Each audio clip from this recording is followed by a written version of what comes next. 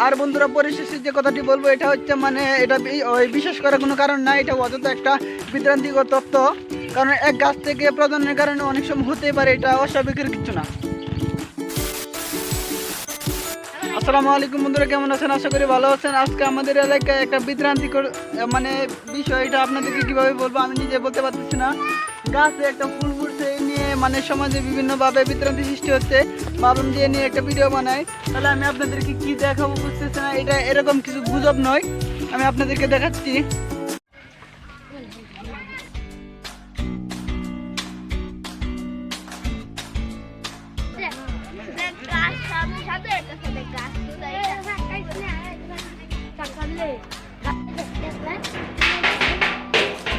আর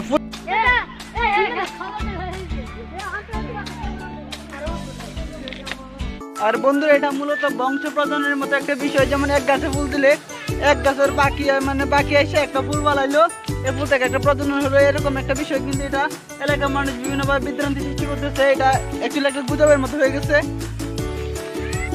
বন্ধুরা এটা মূলত বংশ প্রজননের মতো একটা বিষয়। মানে একটা পাখি এসে একটা গুঁড়া এটার উপরে ফেললো, আর একটা গাছ তৈরি হলো, লতা গাছ।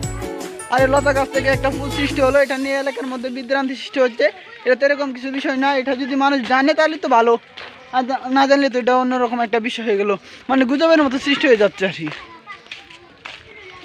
আর বন্ধুরা পরিশেষে যে কথাটি বলবো এটা হচ্ছে মানে এটা ওই বিশেষ করার কোনো কারণ না, এটা অযথা একটা বিভ্রান্তিকর তথ্য। কারণ এক গাছ থেকে প্রজননের কারণে অনেক সময় হতেই পারে, এটা অস্বাভাবিকের কিছু না। এখনো যারা আমাদের চ্যানেলটি সাবস্ক্রাইব করেনি তারা অবশ্যই আমাদের চ্যানেলটি সাবস্ক্রাইব করে পাশে থাকা বেল আইকনটি বাজিয়ে দিয়ে আমার পাশে থাকবেন, আর অবশ্যই একটি লাইক দিবেন। খুদা হাফেজ।